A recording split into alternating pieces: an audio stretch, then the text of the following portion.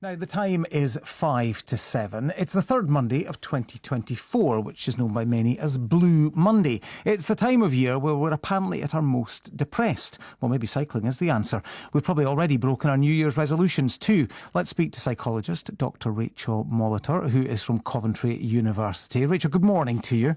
Good morning to you. Good morning. Just explain to us this term, Blue Monday. So Blue Monday originates from a travel company back in, it was about 20 years ago now, so 2005. And they basically requested a psychologist to come up with a scientific formula for what would be classed as the most depressing day of the year. And he put some numbers in and came up basically with a third Monday of January. It's not a fun day, that's the point, isn't it? It's not a fun day, it's the opposite of a fun day. It's a day where everyone feels a little bit negative. Blue Monday itself has elements, even though there is little scientific rigour, there's elements whereby it's the dark nights we've just been talking about and the dark mornings. Your New Year's resolutions may not maybe going to plan at the moment. Credit card bills are maybe coming in. So all of these things, although Blue Monday itself is not a scientific understanding, actually we can all feel a little bit low at this time of the year, and it is really important to really focus on that if you need to be able to speak to somebody. Well, indeed, and it does seem as though for a lot of people this is the time of year when perhaps they need to do that.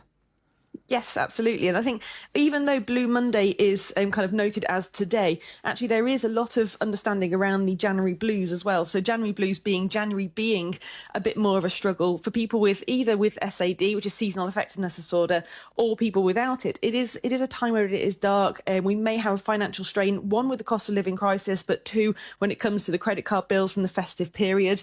We've got our seasonal changes. We've got potentially, as we were just discussing about New Year's resolutions, we've got those that might be struggling at the moment. You know, it does take a while to be able to get a habit into sort of formation and automatic. So we may be really struggling with these sort of things, but it is also very important to note that if you are feeling sad, you need to speak to somebody, whether it be your friends and family or a professional, if you feel like you need to go and speak to someone properly. Might we be putting ourselves under too much pressure with things like, you know, New Year's resolutions, the idea that we can make some big dramatic change rather than just a small change, or, you know, giving up alcohol for dry January or veganuary or whatever it might be?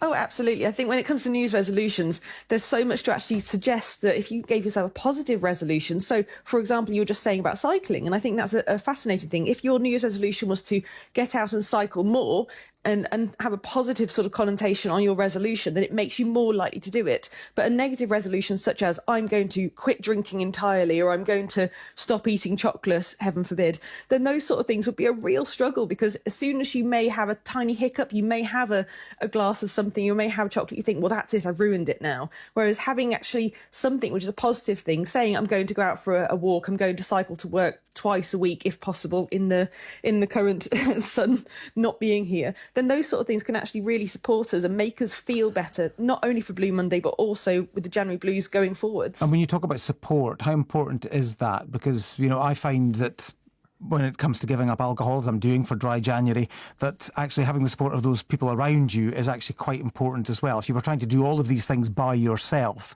then that can add to the pressure, I would assume.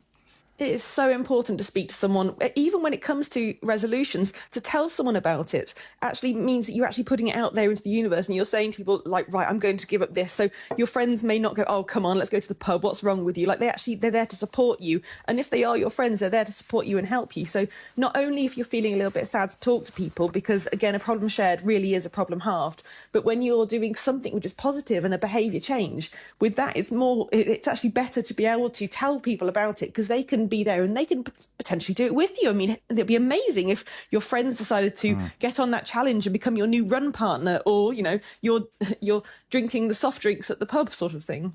And if you are feeling as though it's very dark, it's very cold at the moment, then I suppose the other thing to focus on is that it's not going to last forever.